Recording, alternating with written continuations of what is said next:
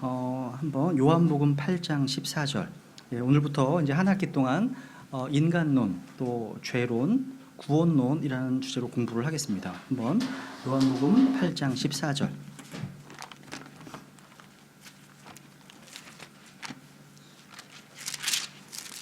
요한복음 8장 14절. 뒤에 목소리 들리세요? 뒤에 목소리 들리시나요? 요한복음 8장 14절. 같이 읽겠습니다. 시작. 예수님께서 그들에게 응답하여 이르시되 내가 내 자신에 대하여 증언할지라도 내 증언은 참되니 이는 나는 내가 어디에서 와서 어디로 가는지 알거니와 너희는 내가 어디에서 와서 어디로 가는지 말할 수 없기 때문이니라. 인간론, 또 죄론, 또 구원의 교리, 이 주제는요, 우리 인간의 기준에서 봤을 때는 가장 아마 관심 있어 하는 주제가 아닐까 생각합니다. 여러분, 우리의 신앙생활이 언제 또 어떻게 시작되었습니까? 골로새서 1장 6절 말씀 보듯이 그리스도의 복음을 듣고 진리 안에서 하나님의 은혜를 안 그날부터 출발합니다. 예수 그리스도를 자신의 구원자와 주님으로 모셔드려서 하나님의 자녀로 다시 태어나는 순간부터 시작되는 겁니다. 그 전에는요, 아무리 교회를 다녀도 그것은 그냥 종교생활일 뿐 신앙생활은 아닙니다. 그래서 우리에게 있어서 이 구원의 문제는 가장 중요한 주제입니다. 그런데 성경은 우리에게서 시작되는 책이 아니라 하나님으로부터 시작되는 책입니다. 처음에 하나님께서 하늘과 땅을 창조하시니라. 성경의 첫 번째 장, 첫 번째 절, 첫 번째 그 구절의 주어는 하나님이십니다. 그러니까 성경은 하나님으로부터 시작됩니다. 그죠? 여러분, 속망을 보더라도 출애굽기 25장에서 제일 먼저 이제 언약궤에서 시작됩니다. 언약궤 시작해서 이제 문으로 나아가죠. 물론 여러분, 인간의 기준으로 봤을 때는 문에서 시작해서 하나님의 임재가 있는 언약궤로 나아가게 됩니다. 우리 기준으로는요. 근데 하나님의 순서가 먼저 언약궤에서 시작하고 있습니다. 그래서 우리가 조직신학을 공부할 때 신론, 기독론, 성령 이렇게 먼저 공부하게 된 겁니다. 그래서 이제 여러분, 오늘부터 이제 인간론, 인간의 교리, 또 죄의 교리, 구원의 교리 공부할 터인데요. 이런 하나씩 정리하면서 좀 살펴볼 겁니다. 공부하시면서 단지 여러분 그냥 알고 머리를 끄덕이는 대로 이제 끝이 그치지 말고 그날 배운 내용을 다른 누군가에게 가르칠 수 있어야 됩니다. 이게 중요해요. 그러니까 지적으로 이해하는 것하고요, 들은 내용을 다른 사람들에게 가르치는 것은 전혀 별개입니다. 달라요. 막상 이해했는데 가르칠 수가 없어. 완벽히 한 게 아닙니다. 이 신학원의 목표가 무엇입니까? 한번 디모데후서 2장을 볼까요? 한번 디모데후서 2장. 여기 잡으시고요. 디모데후서 2장. 디모데후서 2장 2절. 이 말씀이 이제 킹제임스 성경 신학원의 목표가 아닐까 싶습니다. 디모데후서 2장 2절. 같이 읽죠. 시작.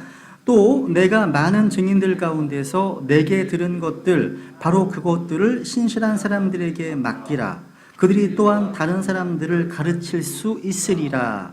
여기 너가 에베소 교회 목사는 디모데입니다. 그죠? 여러분, 또 내게 바울입니다. 여러분, 예수 그리스도께서 바울에게 진리를 계시해 주셨습니다. 바울은 디모데에게 자기가 들은 것들을 가르쳤습니다. 또 디모데는 그것들을 신실한 사람들에게 맡기라 말씀하고 있죠? 누구에게요? 신실한 사람들에게. 그러면 그 신실한 사람은 누구에게도? 다른 사람들을 가르칠 수 있으리라 말씀하고 있습니다. 예수님, 또 바울, 디모데, 신실한 사람들, 그리고 또 다른 사람들. 계속 믿음이 전수되어 가는 과정. 가르침을 통해서. 단순히 알고 끝나는 것이 아니라 가르치는 것이 목적이 되어야 한다는 거죠. 그리고 여기 보시면요, 내게 들은 것들 바로 그것들, the same, 같은 거예요. 그러니까 내게 들은 것들, 그러니까 믿음의 내용이 같아야 됩니다. 같아야 돼요. 달라져서는 안 됩니다. 우리 믿음의 선배로부터 배운 그것들을 그대로 가르쳐야 함을 교훈하고 있습니다. 그래서 이런 마음 자세로 좀 신학원에 참여하시면 좋을 것 같습니다. 오늘은 이제 인간의 교리 첫 번째 시간으로요. 아주 쉬운 주제를 좀 다루려고 합니다. 구원받은 성도라면 이제 성경을 통해서 익히 알고 있는 주제인데요. 이 주제에 대해 성경이 뭐라고 말씀하고 있는지 한번 정리하려고 합니다. 즉, 인간이 어디에서 왔고 우리가 왜 여기에 존재하고 또 인간이 어디로 갈 것인가, 어디로 가고 있는가, 이런 아주 중요하면서도 기초적인 내용입니다. 여기 아까 요한복음 8장 14절에서 주님께서는요, 자신이 어디서 와서 어디로 가는지 아셨습니다. 보시면 내가 어디에서 와서 어디로 가는지 알거니와 밑줄, 이는 내가 어디에서 와서 어디로 가는지 알거니와. 예수님은요, 자신이 어디에서 와서 어디로 가는지 정확히 아십니다. 왜? 주님은 하나님이시기 때문에. 내가 어디에서 와서 어디로 가는지 아시는 분은 하나님밖에 없습니다. 예수님은 하나님에게서 나신 분이십니다. 또 하늘에서부터 오신 분이십니다. 또 하늘로 다시 돌아가실 겁니다. 사람들은 내가 어디서 와서 어디로 가는지 이런 철학적인 질문 또 종교적인 질문만 던지지만 답이 없어요. 답이 없습니다. 왜? 사람이기 때문에. 사람의 한계가 이거예요. 그러니까 요한복음은 예수 그리스도의 하나님 되심을 증언하는 책이잖아요. 그죠? 예수님은 하나님이신 다 아시죠? 한번 우리 전도서 3장을 볼까요? 전도서 3장 11절, 여기 우리 사람의 한계가 나오죠. 전도서 3장 11절.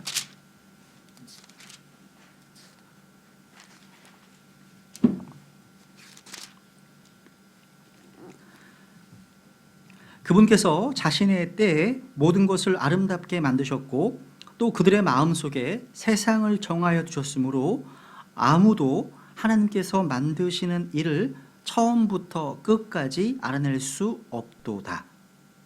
사람은요, 처음부터 끝까지 알 자가 아무도 없습니다. 사람은 이 땅에서 일어나는 어떤 일의 처음과 끝을 알 수 없고 더욱이 자신이 어디에서 와서 어디로 가는지 알 수 없습니다. 이 모든 것을 알 수 있다면 그건 인간이 아니에요. 하나님입니다. 주님은 바로 이 점에 근거해서 자신이 누구신지 증거하고 계신 겁니다. 우리 주님께서는 창세 전에 어디에 계셨고 지금은 어디에 계시고 또 앞으로 어디로 가실지 정확히 아십니다. 누구에게 배운 게 아니에요. 들은 게 아닙니다. 왜? 예수님은 주님이시기 때문에, 하나님이시기 때문입니다. 스스로 아시는 거예요. 그런데 사람들 가운데는 그런 사람은 아무도 없습니다. 그렇기 때문에 인류 역사에 있어서 가장 중요한 세 가지 질문이 바로 이겁니다. 이 주제입니다. 그럼 먼저 이제 첫 번째로 인간의 기원부터 한번 보겠습니다. origin. 이게 나는 어디에서 왔는가? 그죠? Where did I come from?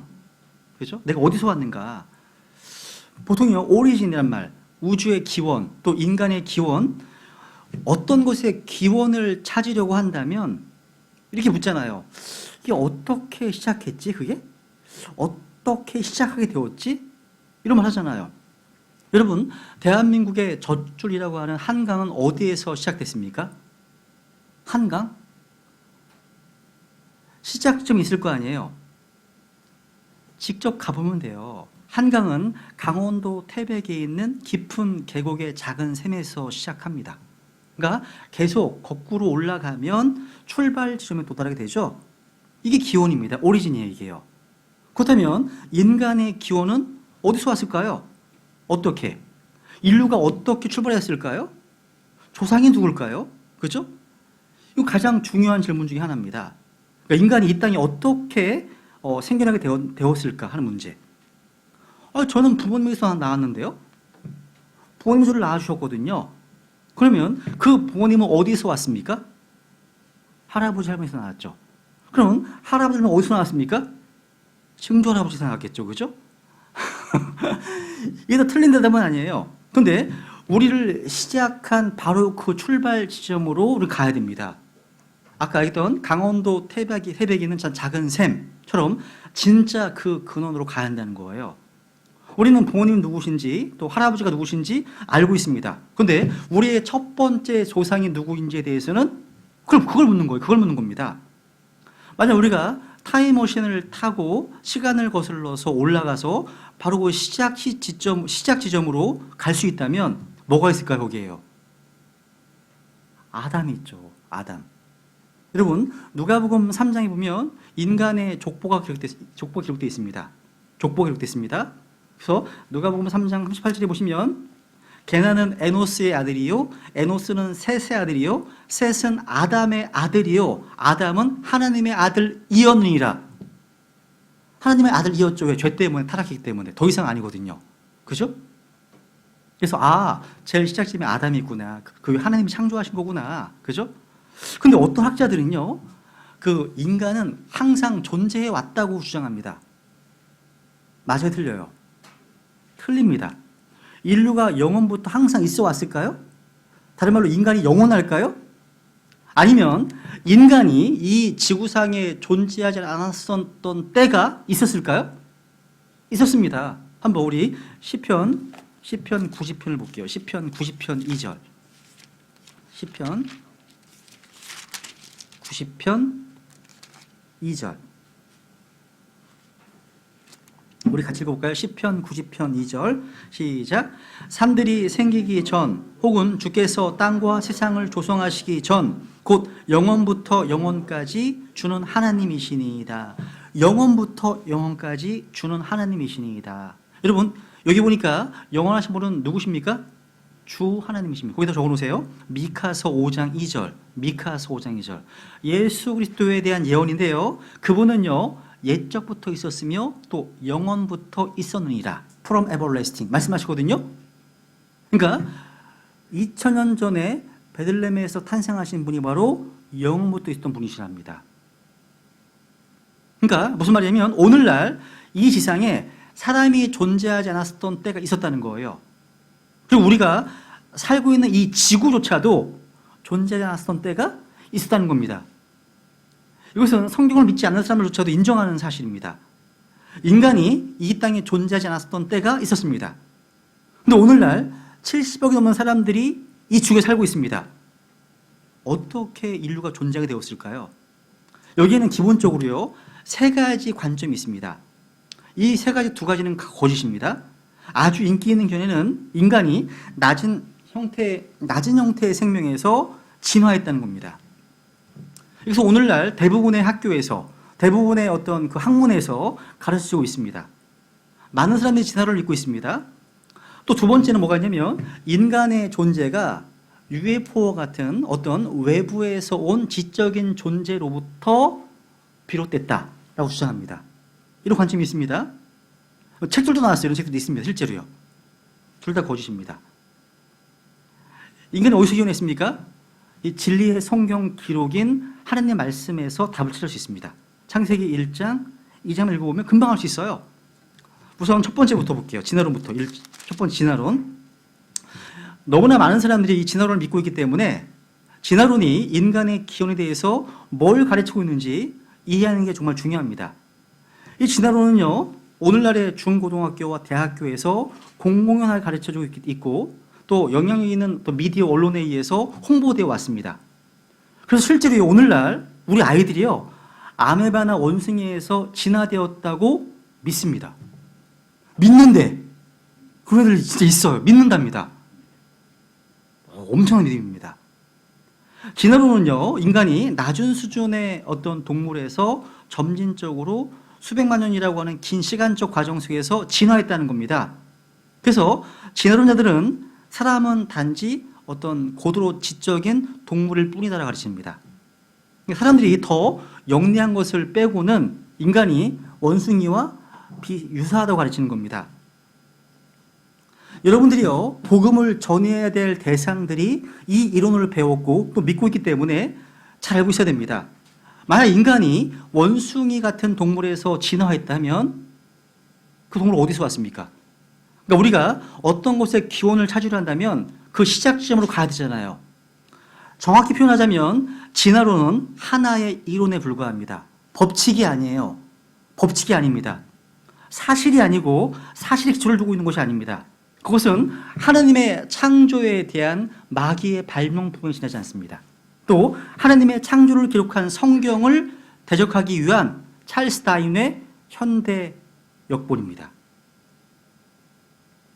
사실 진화론에도 여러 가지 이론들이 있어요. 근데 이 모든 이론에 있어 가장 기초가 되는 것들은 뭐냐면 수백만 년, 수천만 년, 또 수십억 년이라는 긴 시간이 지나면서 현대인이 이르기까지 점점 복잡한 유기체로 발전해 왔다는 겁니다. 보통 진화론의 통설은 빅뱅 이론입니다. 여러분, in the beginning, 처음에 우리는 하나님께서 하늘과 땅을 창조했다 믿잖아요. 그런데 진화론자는 in the beginning, 처음에 it just happened 이런 거예요. 그냥 어떤 일이 일어났다는 겁니다. 이걸 믿는 겁니다. 지금부터 약 150억 년 전쯤에, 뭐 135억 년, 150억 년 전, 뭐 200억 년 이렇게 얘기하기도 합니다. 하여튼 이런 150억 년 전쯤에 고밀도 에너지 입자가 뻥 터졌답니다. 그리고 우주가 좀 팽창하다가 지구가 존재하게 되었고, 이 지구라고 하는 바다에서 코아스르베이트라고 하는 그 작은 어떤 물질, 아미노산이 생성됐습니다. 그러다 그것이 단백질로 또 진화가 되고, 단백질에서 이제 원셀, 단세포 생물 아메바가 형성됐습니다. 이 아메바에서 이제 어류가 나왔고, 어류에서 양서류, 양서류에서 파충류, 파충류에서 조류, 조류에서 포유류, 유인원, 인간 등등 이게 됐다는 거죠. 점점 또 우리도 간대요. 앞으로도. 그래서 머리가 커질 거라요. 이거 가르치더라고요. 이런 말이에요. 쉽게 얘기해서 세포에서 해파리, 해파리에서 물고기, 물고기에서 악어, 악어에서 도마뱀, 도마뱀에서 강아지, 개, 그 다음에 원숭이, 원숭이에서 동굴에 거주하는 인간, 그 다음에 현대인.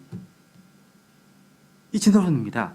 그러니까 인간은 원숭이로부터 진화되어 왔고 300만 년 전쯤에 오스트랄로피테쿠스로부터 200만 년 전에 호모 하빌리스, 또 160만 년 전에 호모 에렉투스를 거쳐서 호모 사피엔스로 변화되었다 이렇게 주장합니다. 말이 어려운데 원숭이에서 진화했다는 얘기예요. 아무것도 아니에요. 누군가 무신론의 신조를 이렇게 얘기했습니다. 정리했습니다. 무신론자들은 하나님은 없다. 또 객관적 진리는 없다. 이성에 대한 근거는 없다. 그리고 절대 윤리는 없다. 요즘 미투 운동이 되게 아주 뭐 전 사회 전반 전 분야에서 다 지금 문제가 발생이잖아요, 그죠? 미투 운동이. 여러분, 이게 왜 잘못이죠, 그게? 무신론을 믿는다면 가장 큰 딜레마가 무신론자는 윤리 체계를 세울 수 없어요. 객관적 기준이 없잖아요. 그게 옳지 않은 거야. 누가 정했습니까? 그러니까 무슨 얘기냐면 이탈리아의 총리는요, 지금도 이런 어떤 스캔들이 많아요. 근데 그 나라에서는 국민들이요, 별 이상하게 안 봐요. 뭐 인간이 그럴 수 있지. 이런 입장이야. 되게 반대예요. 우리나라는 지금 너무 반대로 엄격한 것 같은 분위기. 그러니까 죄에 대한 분명한 어떤 지적을 하면 죄에 대한 어떤 그 대가를 당연한 겁니다. 그거 당연한 거예요. 근데 사람들이 다 한 사람을 죽이기 위해서 막 다 폭로해 버리잖아요. 다 드러나잖아요. 용서가 없는 것처럼 느껴지는 것. 이게 회개하면 돌이키면 용서해줘야 되잖아요. 그럼 분위기가 전혀 안 느껴져. 그래서 11계명 들키지 말아야 하는 거구나. 우리나라는. 근데 그런 옳지 않다는 기준이 어디서 왔어요? 그러니까 무신론을 믿는다고 하면요, 옳지 않다고 얘기할 수 없습니다. 객관적 기준이 없는 거거든. 윤리체를 세울 수 없는 딜레마가 있는 겁니다. 그죠? 또 무신론자들은요, 절대 가치는 없다. 영원한 소망은 없다. 그리고 물질은 영원하다. 그리고 생명 없는 물질이 생명을 창조했다. 마음 없는 물질이 마음을 창조했다. 지능 없는 물질이 지능을 창조했다. 도덕 없는 물질이 도덕을 창조했다. 양심 없는 물질이 양심을 창조했다. 목적 없는 물질이 목적을 창조했다. 이게 무신론자들의 어떤 신조의 신조. 말이 안 되지 않아요? 이걸 믿어하고 내일 믿는다는 거죠. 그래서 여러분, 무신론자가 되려면 하나님이 없음을 증명해야 됩니다. 어떤 아이가, 꼬마 아이가, 7살짜리 꼬마 아이가요, 주일날 교회를 가요. 근데 이제 하나님 안 믿는 무신론자, 어떤 어른이요, 성경책 끼고 가는 아이를 향해서 얘기합니다. 얘야, 하나님이 어디 있다고 그래? 너 교회 가지 마. 하나님이 있다는 거 증명해주면 내가 너 1,000원 줄게. 이 아이가, 아저씨, 그러면요, 하나님이 없는 거 증명해 보세요. 지금 10,000원 드릴게요. 증명 못하죠.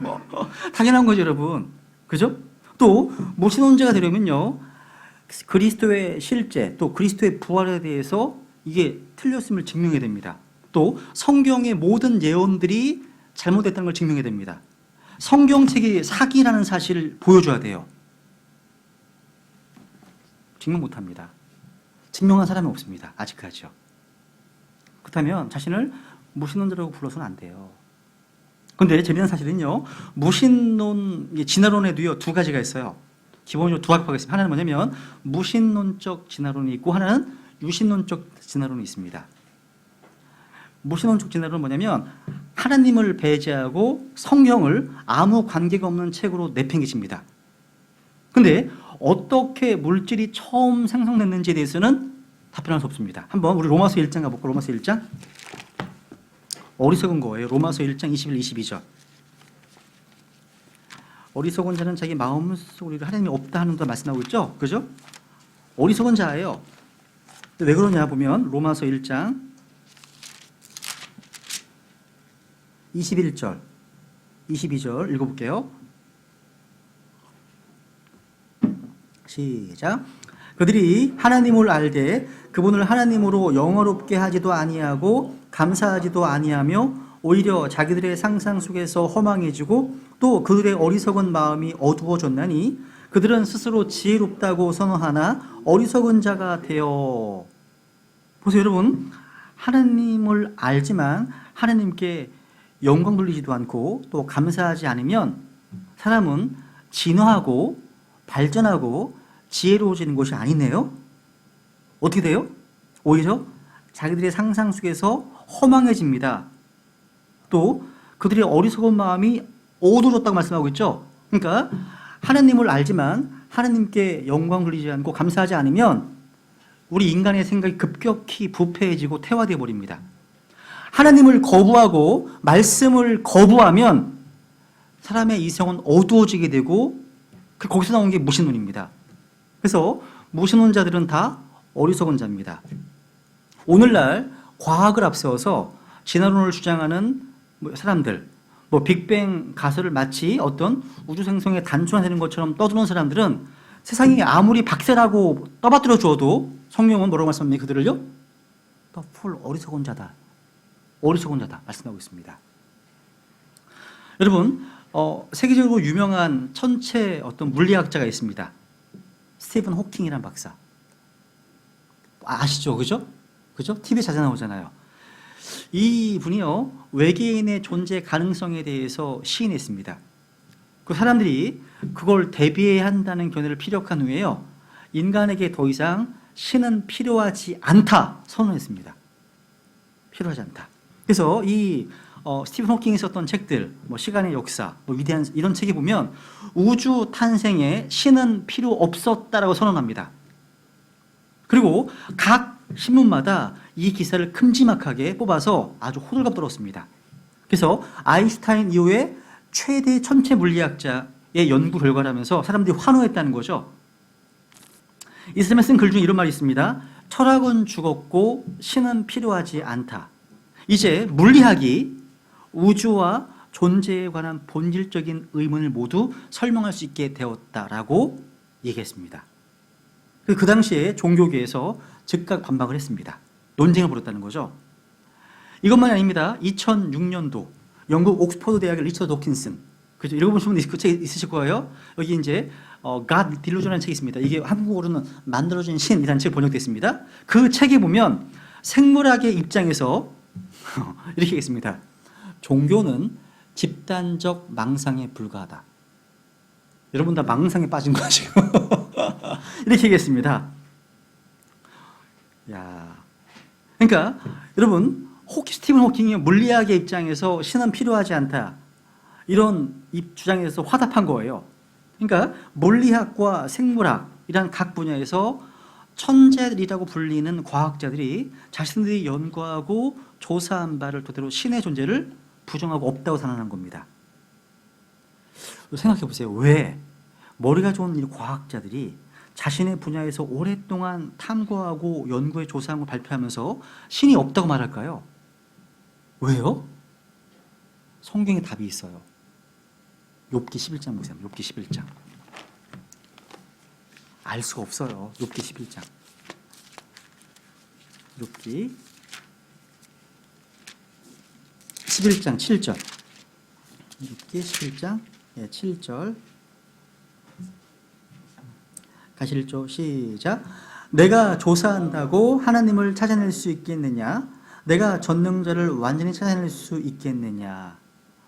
안 된다는 거예요. 인간의 관찰, 인간의 실험, 인간의 연구조사 이거 가지고 하나님을 찾아낼 수 없습니다. 사람들은 과학적, 철학적인 방법으로 주님을 찾을 수 없습니다.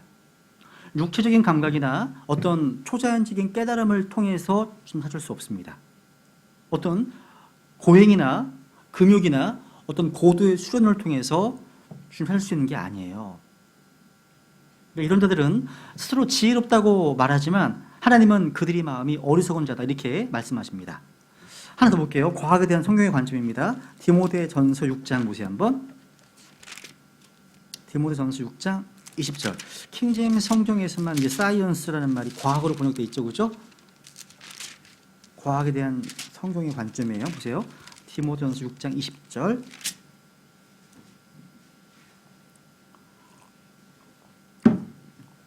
같이 읽어보죠. 시작. 오 디모데야, 속되고 헛된 말장난과 또 거짓으로 과학이라 불리는 것의 반론들을 피하며 내게 맡긴 것들을 지키라. 과학, 뭐라고요? 거짓으로 과학이라 불리는 것의 반론들을 피하라 말씀하고 있네요. 그러니까 오늘날 과학, 천문학이든 물리학, 생물학, 수학, 역학 뭐 이런 것들, 이런 거 거짓으로 불리는 과학의 반론들, 이 반론들이요 어느 시대에나 주님을 대적했고 진리를 대적했고 지금도 마찬가지입니다. 마찬가지예요. 반론들이 있다는 거죠. 성경 말하잖아요. 그들은 스스로 지혜 있다고 선언하지만 어리석은 자가 되었다 이렇게 말씀하십니다. 이 세상 지혜는요 하나님을 아무리 탁월해도요 하나님을 알지 못합니다. 그래서 우리가 복음을 선포하는 게 필요한 겁니다. 하나 볼게요. 고린도전서 1장 21절. 고린도전서 1장 21절.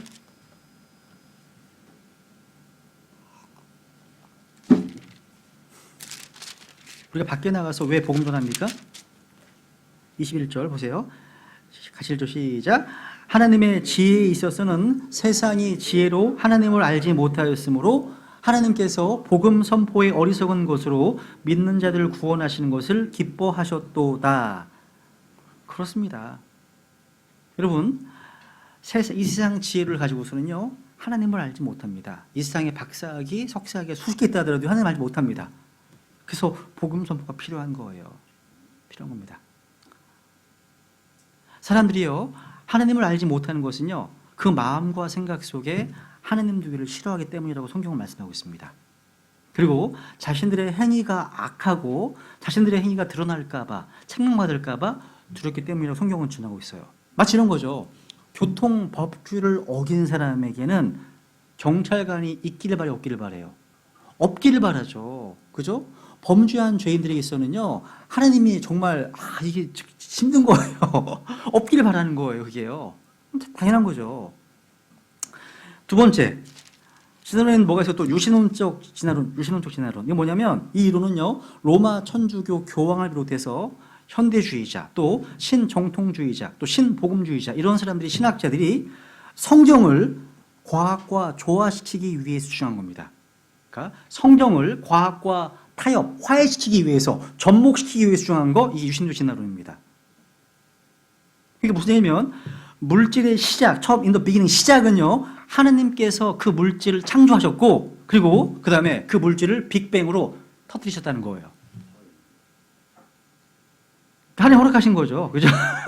그러니까 하나님께서 창조하신 다음에 그 진화의 과정을 하나님께서 허락하셨다는 겁니다. 이게 유신론적 진화론입니다. 거짓말이죠.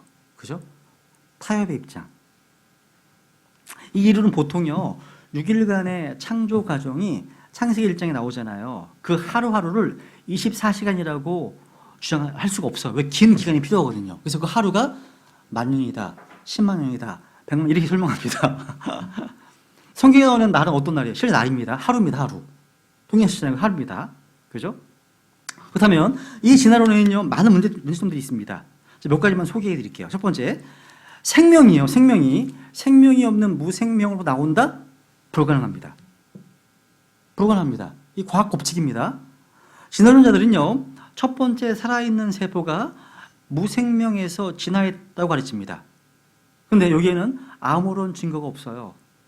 생명은 결코 우연히 발생되지 않습니다. 이 세상에 존재하는 모든 생명, 동물, 식물, 인간의 생명 다 왜 있습니까? 생명의 창시자이신 하나님께서 그렇게 만드셨기 때문입니다. 그러니까 하나님께서 생명의 창시자시잖아요. 시편 36편 9절에 보시면 생명의 샘이 주께 있으므로 우리가 주의 빛 안에서 빛을 보리이다 말씀하십니다. 생명의 샘이 어디 있다고요? 주님께 있습니다. 이 생명 주님께서 받은 거예요. 받은 겁니다. 그리스도인은요, 영원한 생명 받았어요.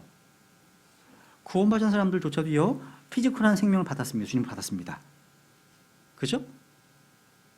우리 안에 영원한 생명이 있어요. 안 믿으시죠? 그죠? 창세기 1장 1절 이전부터 존재했던 생명이 우리 안에 있다는 사실. 영원한 생명. 두 번째부터 보시면 양서류가 파충류로 진화했다는 증거가 없습니다. 파충류가 포유로 진화했다는 증거가 없어요. 파충류가 새로 진화했다는 증거가 없습니다. 수백만 개 화석을 봐도 이 진화론 주장이 얼마나 터무니없는 것인지 알게 됩니다. 그러니까 진화론자들은, 진화의 법칙이 아니죠, 진화론자들은 결코 사실로 입증되지 않은 이론들을 지금 붙들고 있는 겁니다. 이론입니다. 이론. 다만 창세기 보면 1장에 보시면 하나님께서는요, 창조하신 그 종 안에서의 다양성 인정합니다. 예를 들면 개만 보더라도 개 안에 되게 다양한 진돗개, 세파트, 풍선 다 많잖아요. 그죠? 그러니까 성경에는 각기 종류대로 할 때 이 종 안에 다양성 인정하시는 거예요. 인정합니다. 고양이도 다양하잖아요. 인간도 다양하잖아요. 그죠? 그러니까 하나님께서는 종 안에서 변화에 대한 유전적인 잠재력을 주셨습니다. 그런데 노출 안 되는 점 뭐냐면 한 종의 어떤 동물이 다른 종으로 바뀐다? 이건 불가능합니다. 아니라는 거예요. 종은 안 바뀝니다. 각기 종류대로입니다. 각기 종류대로. 창세기 1장에 10번 나와요. 10번. 아마 하나님이 걱정하신 것 같아요.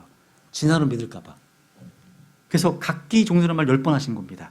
야, 종 안에서는 변화가 가능하지만 종이 바뀌진 않는다. 이런 말이죠. 그죠? 도마뱀이 새로 변하지 않죠. 파충류가 사제로 변하지 않습니다. 개가 고양이로 바뀌지 않습니다. 그죠? 마찬가지로 원숭이가 인간을 지나치지 않습니다. 한번 우리 창세기 1장 1절 읽어보세요. 창세기 1장 1절 우리 같이.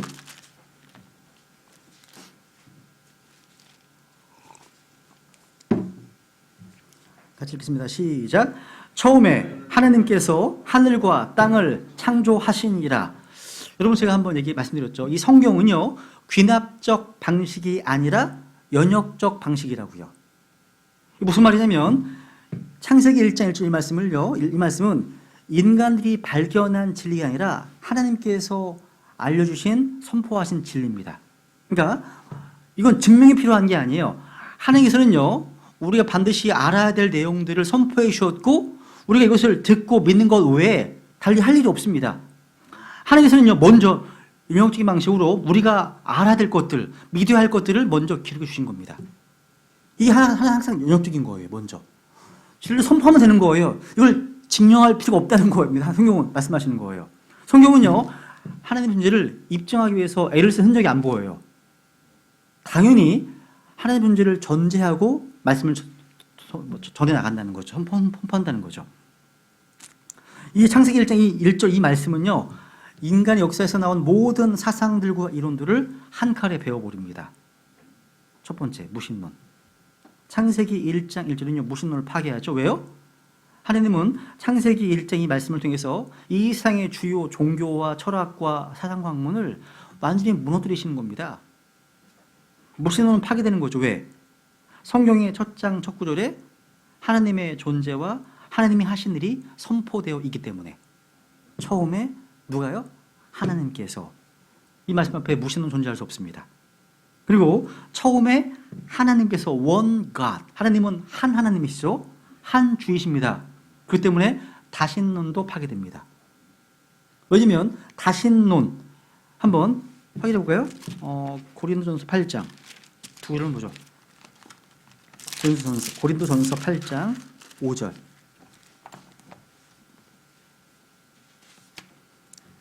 비록 하늘이나 땅에나 신들이라 불리는 자들이 있어 신들도 많고 주들도 많으나, 그죠? 많죠? 근데 예레미야 10장 가볼게요. 예레미야 10장 11절. 사람들이 오늘날 신들이라고 섬기는 분들이 많습니다. 그죠? 예레미야 10장 11절. 예레미야 10장 11절. 같이 읽어볼게요. 시작. 너희는 그들에게 이같이 이르기를 하늘들과 땅을 만들지 아니한 신들 곧 그들은 땅과 이 하늘들 아래에서 멸망하리라 하라. 분명하죠, 그죠? 야, 사람들이 섬기고 숭배하는 모든 신들은 다 멸망합니다. 하나님은 하나님 한 주이십니다. 그렇게 다신론도 무너지는 겁니다. 그리고 창세기 1장 1절 이 말씀은요, 오늘날 전 세계 과학자들, 교육자들 이 주장하는 진화론을 파괴합니다.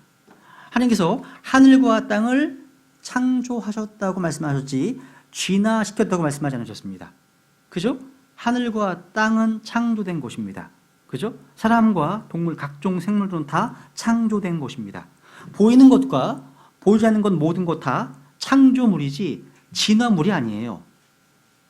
여러분 마가복음 13장 19절에 보시면 예수님께서요, 하나님께서 창조하신 창조 세계가 시작된 때부터 이때까지 말씀하시거든요. 모세가 창조론을 지어낸 게 아니에요.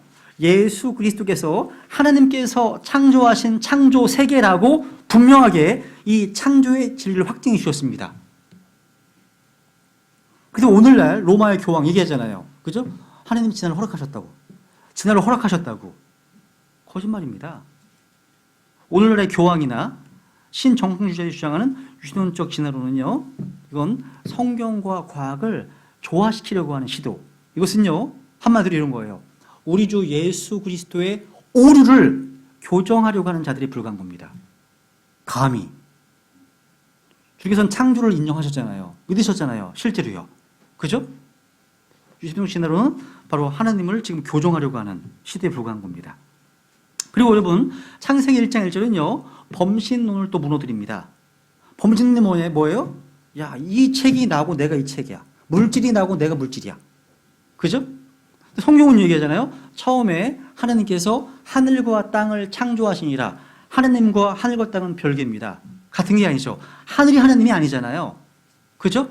우리가 이렇게 하는 것처럼 하늘의 왕국이 있습니다. 또 하나님의 왕국이 있습니다. 같은 겁니까?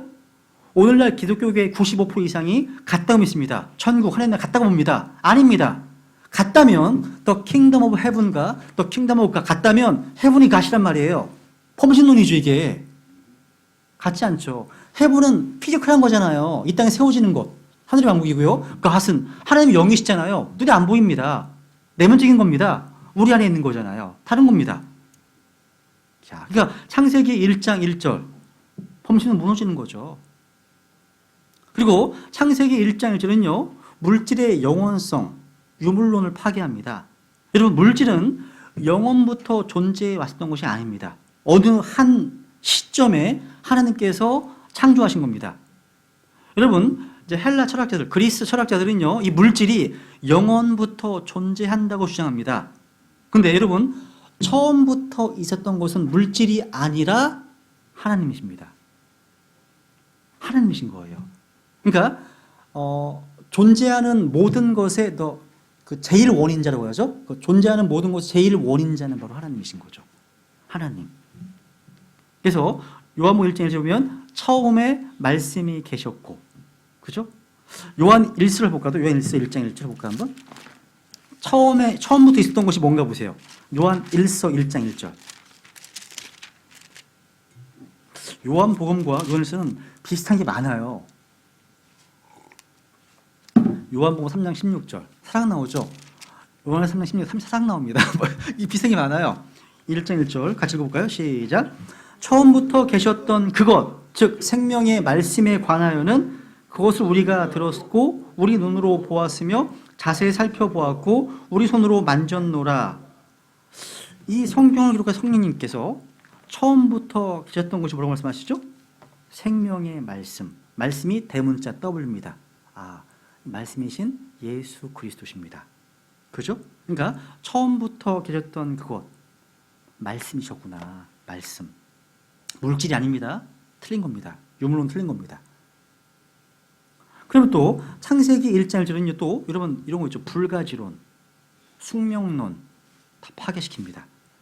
여러분 그 이신론 기억하시면 이신론이 뭔지 이신론? 뭐 데카르트, 뭐 조지 워싱턴 다 이신론자잖아요.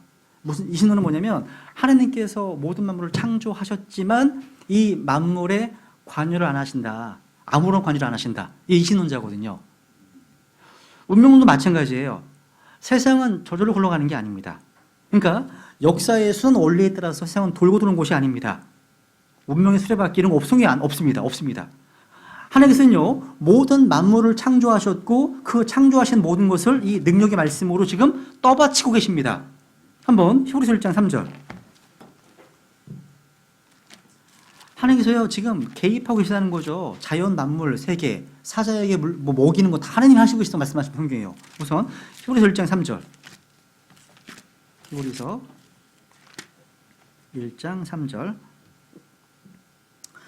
하나님의 영광의 광채시요 그분 자체의 정확한 형상이시며 자신의 권능의 말씀으로 모든 것을 떠받치시는 이 아들께서는 자신의 권능의 말씀으로 모든 것을 upholding 떠받치시는 아들께서는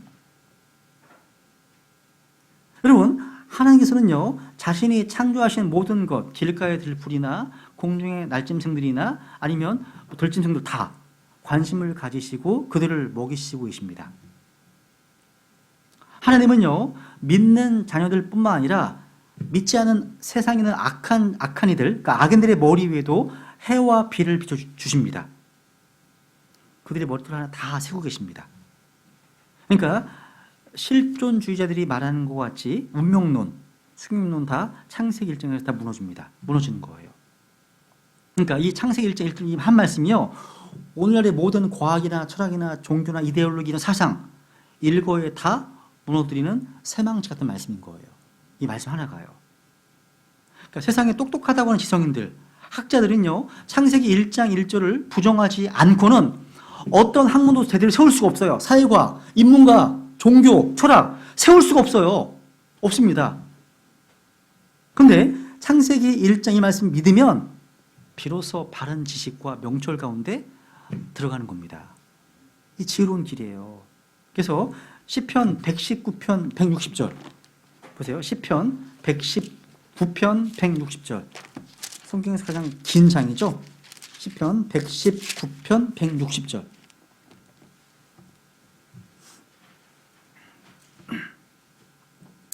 같이 읽어볼게요. 시작. 주의 말씀은 처음부터 진실하오니 주의 의로우신 판단들은 모두 영원히 지속되나이다. 주의 말씀은 처음부터, 이 처음이 언제예요? 창세기 1장 1절부터 처음에 하죠. In the beginning. 주의 말씀은 from the beginning, 처음 거기부터 참되다, 진실하다. 창세기 1장 1절부터 진실한 말씀임을 선포하는 겁니다. 그죠? 그것만이 아닙니다. 창세기 1장 나머지도 읽어보시면 오늘날 진화론자들이 주장하는 많은 것들이 성경 말씀과 정반대임을 알게 돼요.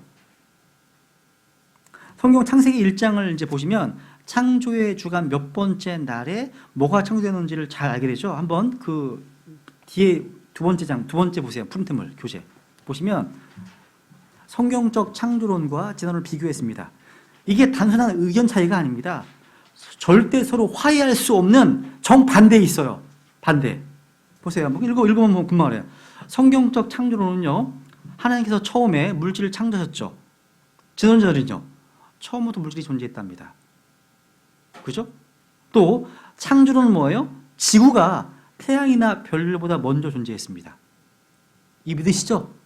가끔가다 까먹으신 분들이 계시더라고요. 태양이 먼저 있었던 거 아니야? 이 영향을 하도 많이 받아가지고. 창세 1장에 처음 하나님께서 하늘과 땅이 지구입니다. earth. 먼저 있습니다. 지구가 태양보다. 진화론자들은요, 아닙니다고 얘기합니다. 태양과 별이 먼저 있었다고 가르칩니다. 그리고 창조에서는요, 바다, 대양이 땅보다 먼저 존재했습니다. 진화론은 아닙니다. 반대예요. 그리고 창조론에서는요, 라이트, 빛이 있으라 첫째 날, 빛이 넷째 날 태양보다 먼저 존재했습니다. 아닙니다. 진화론자는 태양이 첫 번째 빛이라고 가르칩니다. 또 창조론에서는요, 첫 번째 생명의 형태인 이 땅의 식물들, 과실수들이 먼저 창조됐습니다. 진화론에서는요, 바다에서 나온 해양 유기체가 먼저였답니다. 아닙니다.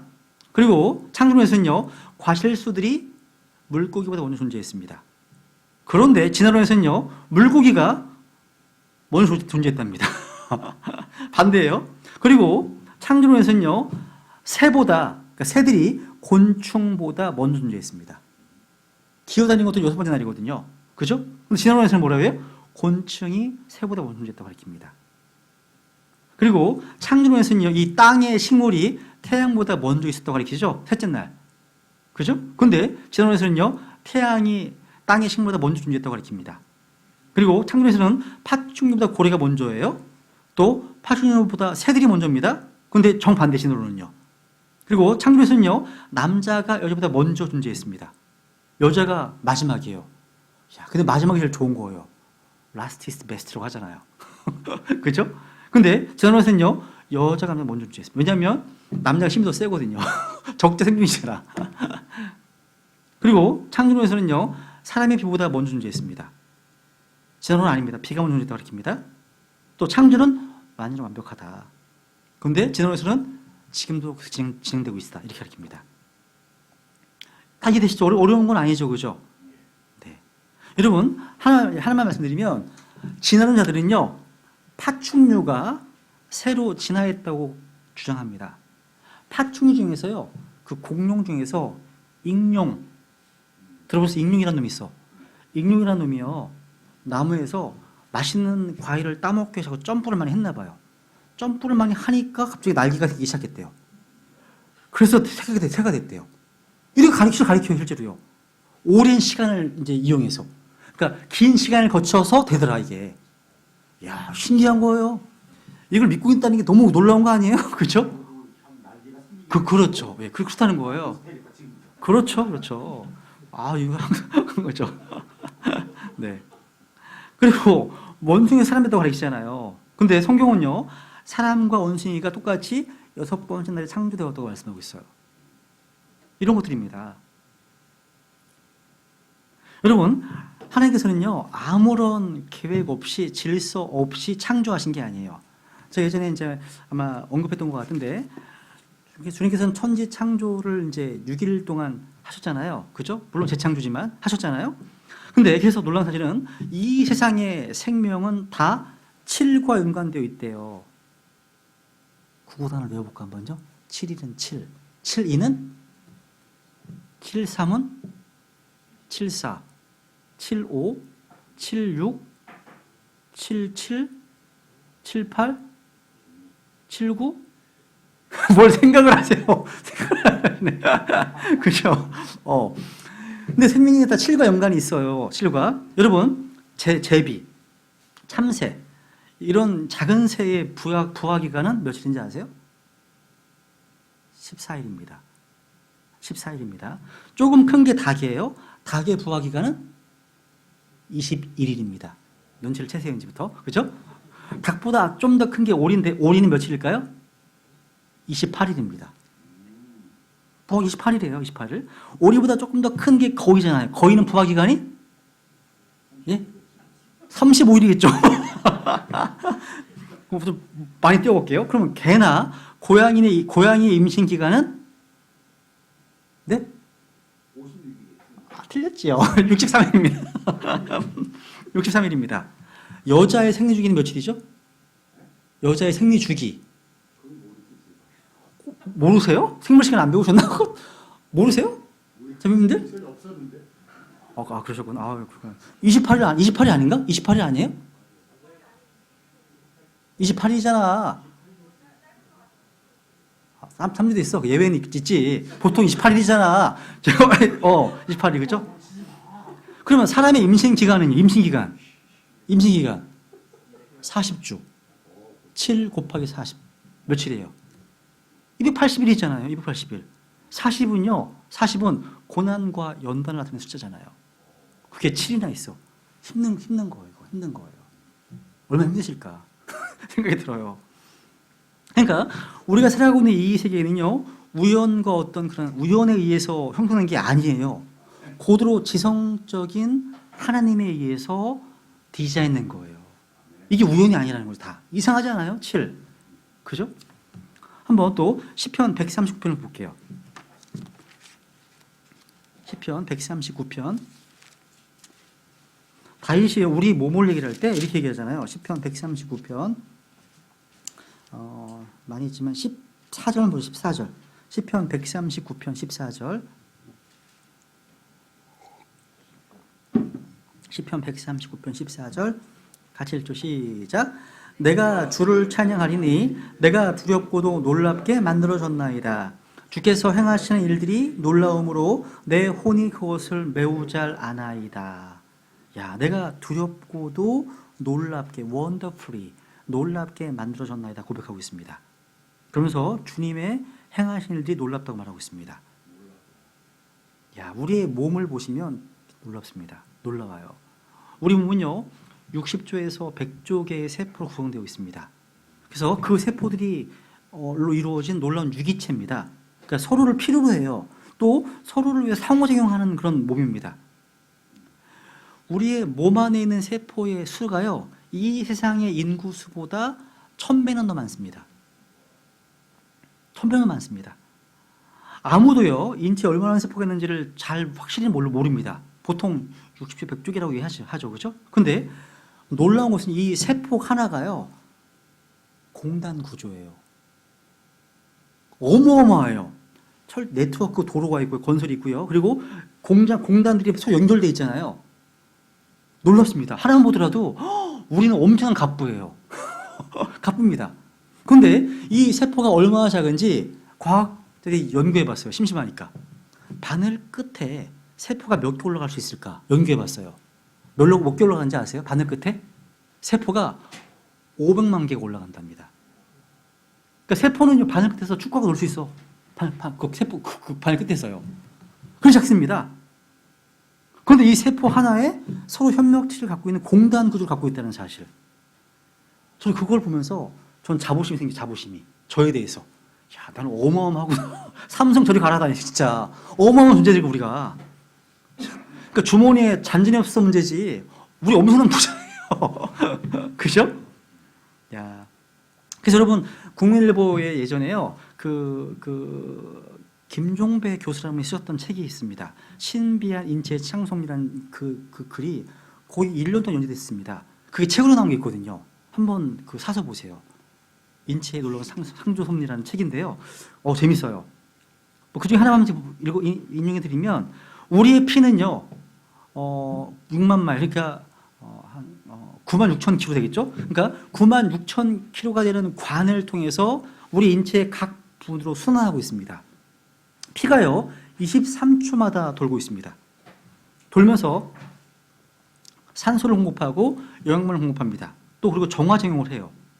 이 관이요 모든 정맥과 동맥, 모세혈관을 통해서 끝까지 다 연결해 놓으면 세상을 7번 이상 돌 수 있을 만큼 깁니다.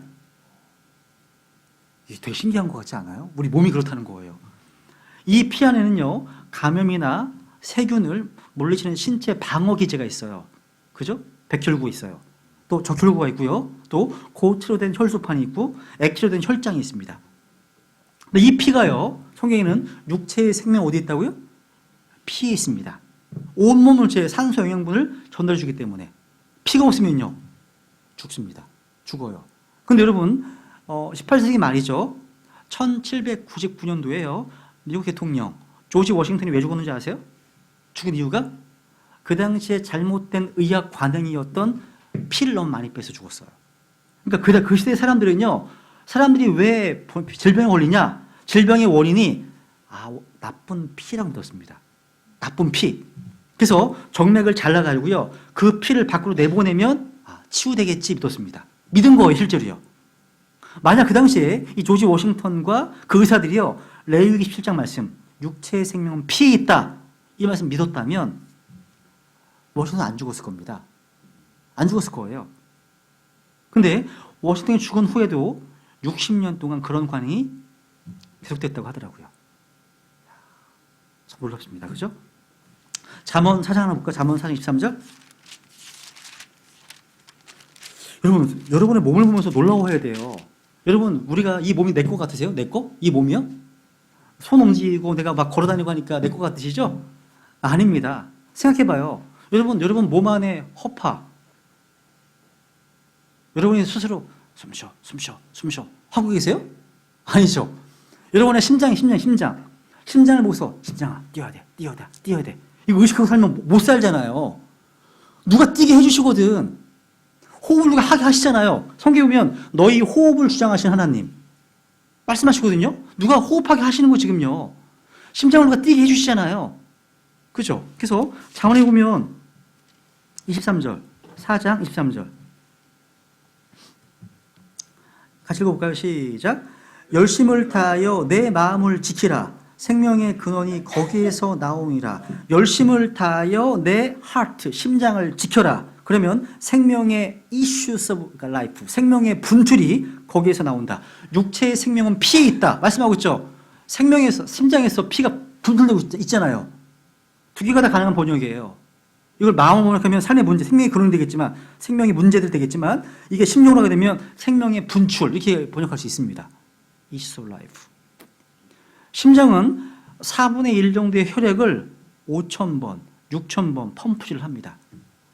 근데 그렇게 피곤해하지 않아요. 제가 심장이 나쁘거든요. 부정맥이 있고, 그리고 이제 몸이 막 피곤하고, 이제 특히 주일날 저녁 되면, 무리가 좀 되면, 심장이 좀 아파요, 약간. 그래서 누워만 있어야 되고, 막 어지럽고 그래요. 병원에 가면 병원에서는 심장 그때 안 뛰니까 안 나와, 아무것도. 안 나오는데 본인은 내가 알고 있어요. 근데, 내가 언제 갈 수 있겠구나. 항상 준비해야 되겠구나. 그래서 제 가방에는 항상 청심환이 있어요. 의사분이 비아그라를 처방해 주셨는데, 비아그라를 먹으면 이게 심장이 뛴다네요? 목사가 비아그라를 갖고 다닐 수 있어요. 그래서 이제 청심환을 갖고 다니거든요, 제가 청심환을. 예방으로요. 그래서 청심환을 먹게 되면 이게 완화가 되니까, 막 뛰다가 완화가 되니까. 근데 어쩌거나 이 심장이 지금 계속해서 피곤해하지 않고 휴식을 취하지 않는 놀라운 펌프 기관이라는 거. 이 심장 자체가요. 누가 뛰게 해주고 계시잖아요. 하나님의 은혜라는 거예요, 다. 감사한 겁니다. 하나하나. 그리고 이제 우리 몸 안에는 또 600개 이상의 근육이 있습니다. 이게 굉장히 놀랍습니다. 설계되어 있는 거예요. 우리 몸을요, 엑스레이로 찍어보면 사람의 관절과 뼈가 기가 막히게 디자인되어 있습니다. 금방 알 수 있어요. 돌아갈 때 딱 돌아가고 멈출 때 멈춥니다. 여러분 이 목이요, 180도밖에 안 들어가잖아요. 최대한 들어갔자 360도가 얼마나 편하겠어요. 다 들어가면 편할 거 아니에요. 왜 안 들어갈까요? 여기 뒤가요, 중추신경이 내려가기 때문에 목이 다 들어가잖아요. 큰일 나는 겁니다. 그런데 최대한의 융통성을 주면서 신경을 보호하는 선에서 멈춘 거예요. 이게 디자인된 거죠. 이게 어떻게 우연이에요, 이게요. 디자인된 거죠. 또 사람의 척추가요, S자로 굽어있기 때문에 뛰어도 충격이 내에 전달되지 않게 만들어졌습니다. 설계되어 있는 겁니다, 이게요. 설계되어 있는 거죠. 이것만이 아닙니다. 뭐 신경 체계부터 다, 그 책에 다 그게 나와요. 보면서 저는 화장실에서 소변을 볼 때도요, 이게 소변을 만들어지는 과정을 제가 그 책 읽었거든요. 그래서 고백할 수밖에 없습니다. 나의 하나님, 고백할 수밖에 없어요. 되게 신기한 거, 이게요. 한 방울 한 방울이요. 여러분도 그 책 읽어보면서 한번 진짜 그렇게 반응하셔야 됩니다. 반응. 네? 김종배 교수님이에요. 김종배. 네네네. 읽어보시게요. 형제님 그 레포트 제출하세요. 저한테. 형제님만 레포트 제출해요. 저 줬으니까. 네. 여러분, 진화론자들은 이렇게 얘기합니다. 이제 마무리할게요. 우선 첫 번째 시간은 동물들이요, 돌원변이라고 불리는 우연의 결과에 의해서 한 형태에서 다른 형태의 생명이 변할 수 있었다고 주장합니다. 말도 안 되는 거죠, 그죠? 지금은 유전공학 때문에요, 이게 불가능하구나, 안 되는구나 알아요. 근데 유전공학이 나오기 전에는요, 이렇게 주장했습니다. 말도 안 되는 겁니다. 아무리 익룡이 점프한다고 해서 뛰는다고 해서 팔이 나옵니까? 날개가 나옵니까? 유전학적으로 안 되는 겁니다. 안 되는 거죠. 그죠? 그래서 진화론의 결과가 뭐냐면요. 진화론을 사실로 받아들인다는 것은요. 창조의 기록을 부인하는 겁니다. 이거는 하나님의 말씀을 부인하는 것이고 또 창조를 사실로 인정하신 주 예수 그리스도를 거짓말로 부르는 겁니다. 또 오늘 수많은 사람들이 이걸 믿고 있다는 사실. 근데 이런 분들도 있어요. 자기 예수님 믿는데요. 구원받았답니다. 십자가군을 믿는답니다. 그런데 자기는 유신론적 진화론이랍니다. 가능해요? 그분이 믿는다는 게 믿는 걸까요? 안 믿는 거죠. 그죠? 예수님은 창조를 객관적 진리로 믿으셨죠. 확정하셨잖아요. 그걸 믿지 않는 거죠. 그거는. 믿는 게 아니죠. 그거는. 그죠? 믿는 게 아닙니다. 그래서 이 진화론 때문에요. 여러 가지 쓰라린 열매들을 거두게 되는데 첫 번째 뭐가 나냐면 과학주의. 아까 과학에서 말씀드렸죠? 과학. 그죠? 과학. 한 번 더 볼게요. 한번 보시죠. 디모데후서 6장. 디모데후서 6장 한 번 더 보고 넘어가죠. 6장 20절 중요하기 때문에 한 번 더 읽어보겠습니다. 6장 20절. 여기 지금 바울 사도가요 에베소 교회 목사였던 디모데에게 지금 주의사항을 주고 있는 거예요. 보시면 오 디모데야 속되고 헛된 말장난과 또 거짓으로 과학이라 불리는 곳의 반론들을 피하며 내게 맡긴 것들을 지키라 얘기합니다. 속되고 헛된 말장난을 피하라. 그리고 거짓으로 과학이라 불리는 곳의 반론들을 피하라. 이 말씀은요. 이 성경이 과학을 어떻게 보고 있는지를 잘 보여주는 구절입니다. 오늘날 사람들은요. 과학적이다. 과학으로 증명된다. 이렇게 하면 마치 진리처럼 통합니다. 그런데 과학은요. 영적인 영역에서 아무것도 증명하지 못합니다. 영적인 영역. 그러니까 증명하지 못하기 때문에 주로 뭐를 합니까? 반론을 합니다. 반론. 거짓으로 과학으로 불리는 곳에 반론들을 피하라. 반론을 합니다. 반론. 그때 우리 크리스찬들이요. 그 반론과 맞서 싸우는 것이 아니라 뭐라고 말씀하는 거예요? 반론들을 뭐하라고요? 피하랍니다. 피하랍니다. 과학의 거짓 때문요. 과학자들이 가장질합니다. 왜? 사람들이 만든 이론은요. 수시로 바뀌었고 또 다른 과학적인 발전으로 또 논박되기 때문입니다. 이 과학적 지식은 결코 우리의 육신과 죄 문제를 해결하지 못합니다. 그래서 여기 21절 읽어볼까 같이 시작. 그것을 내세우던 어떤 자들이 믿음에 관하여는 잘못하였느니라. 은혜가 너와 함께 있기를 원하노라. 아멘. 그러니까 그것을 내세우던 어떤 자들이 믿음에 관하여는 잘못했다 말씀하고 있죠. 과학, 철학, 전통 이런 것들을 내세웠던 자들이 믿음에 관하여 잘못했습니다. 두 번째 열매가 뭐냐면 인본주의. 인본주의는요. 휴머니즘. 이것은요. 죄라는 사실을 부인합니다. 죄. 그러니까 인간이 점점 나빠지는 게 아니라 점점 더 좋아지고 있다고 선언합니다. 진화론, 후천연주의 마찬가지에 다요. 그리고 낙태, 안락사, 자살 이걸요. 적자 생존을 위해서 투쟁하는 동물이라고 생각하는 사회에 있어서 당연한 논리적 결과입니다. 성경은 적자 생존을 지지하지 않습니다. 이웃을 향한 사랑과 생명의 신성함 또 존경을 가르칩니다. 성경은요. 그리고 또 진화론 열매 사회주의, 공산주의. 그리스도인은 절대 공산주의자가 될 수 없습니다. 그리스도인은요.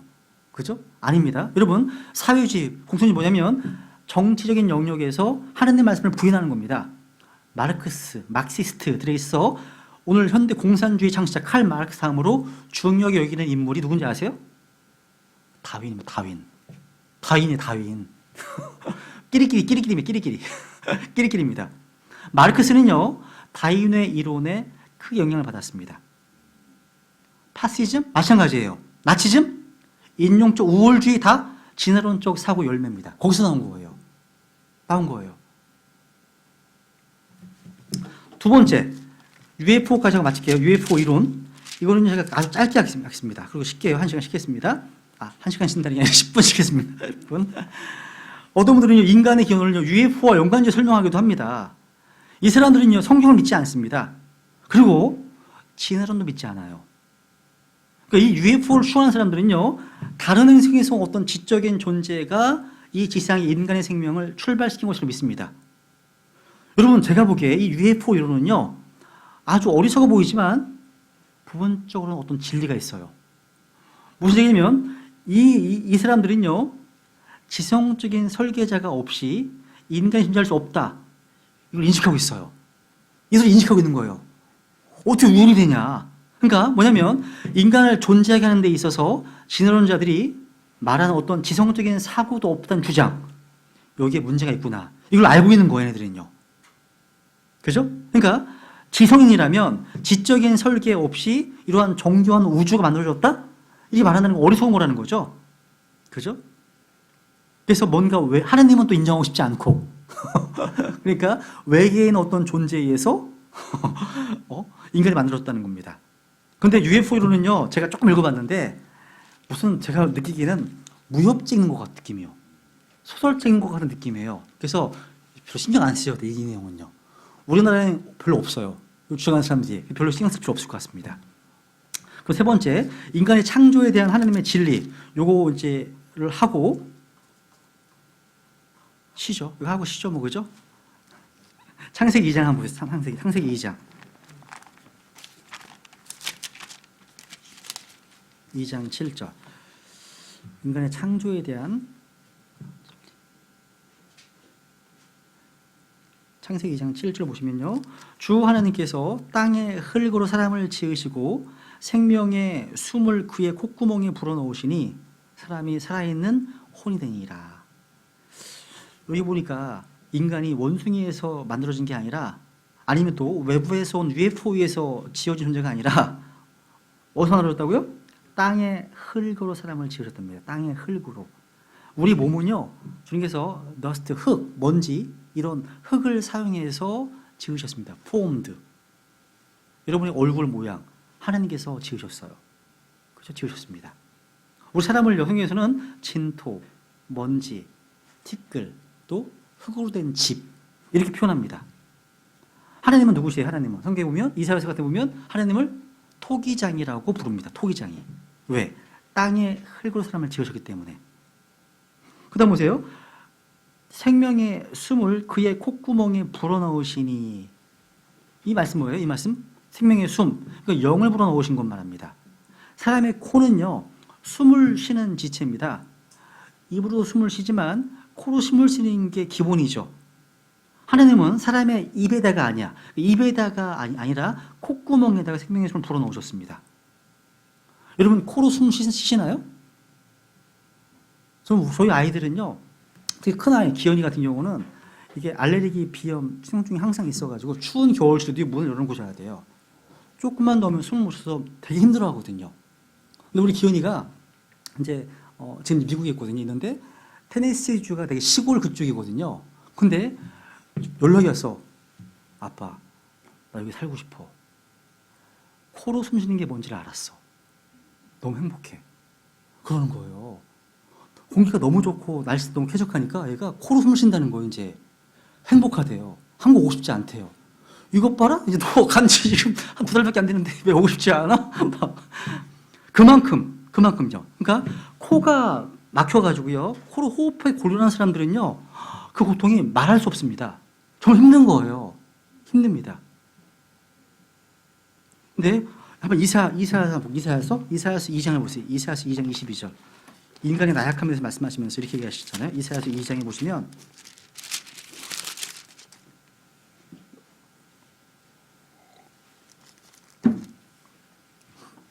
(2장 22절) 너희는 사람을 의지하지 말라. 그의 숨은 그의 콧구멍이 있나니 어떤 점에서 그를 수에 넣어야 하겠느냐. 야, 그의 숨이 어디 있다고요? 콧구멍에 있답니다. 콧구멍. 생명의 숨, 영, 바람, 같은 어원입니다. 히브리어로 루아흐입니다. 루아흐. 그죠? 하나님께서 흙으로 사람을 만드시고 생명의 숨을 코에 불어넣으셨습니다. 그래서 사람 속에 사람의 영을 지으셨다는 거예요. 그래서 12장 1절에 보시면 사람 속에 사람의 영을 지으신 이가 말씀하시는 거예요. 그래서 이로써 사람은요, 몸과 더불어 영을 지닌 존재가 되었습니다. 그리고 영이신 하나님과 교제할 수 있게 되었다는 거예요. 영이기 때문에. 그래서 창세기 2장 하나 더 볼게요. 2장 7절 다시 보세요. 다시 보세요. 콧구멍 불어넣으시니까 어떻게 됐습니까? 사람이 어떻게 됐습니까? 사람이 살아있는 혼이 되니라. 살아있는 혼이 됐다 말씀하고 있죠. 이 말씀은요, 킹제임스 성경을 제외한 대부분의 성경들에서 다 왜곡되어 있습니다. 개역 성경 어떻게 되어 있으면 이게 되어 있어요? 이게요? 생명이에요. 생명. 생명이 뭐야? 생명? 리빙 스피릿도 아니고 이게 뭐예요? 생명이 되었다 되어 있고요. 또 어떤 책에서는 리빙 비잉, 뭐 살아있는 존재가 되었다 이런 말씀하고 있습니다. 이렇게 아닙니다. 그러니까 이런 성경들은요, 하나님 말씀을 부패시켜서 사람이 무엇인지 가려버린 겁니다. 하나님께서 흙으로 사람을 지으셨고 생명의 숨을 불어 넣으심으로 그 다음에 살아있는 혼이 되었습니다. 그래서 이거 한번 써볼게요. 고린도전서 15장, 고린도전서 15장 45절 보세요. 45절. 이 말씀에 대한 관주가 이거예요. 15장 45절. 45절. 그러므로 기록된 바 첫사람 아담은 살아있는 혼이 되었더라 함과 같이, 기록된 바 뭐예요? 창세기 2장 7절을 지금 인용하는 겁니다. 기록된 바. 아, 창세기 2장 7절 말씀은 살아있는 혼이구나. 이게 맞는 거구나. 그러니까 창세기 2장 7절에 뭐라고 되어 있는지 바울서가 정확하게 말해주고 있는 겁니다. 아, 올바른 성경이 무엇인지 성경 자체가 말해주고 있잖아요. 살아있는 혼이 되었다 말씀하고 있습니다. 그러면 조금 쉬었다가 두 번째 시간 인간이 왜 존재하는지, 인간의 존재 목적에 대해서 공부를 하겠습니다. 쉬겠습니다.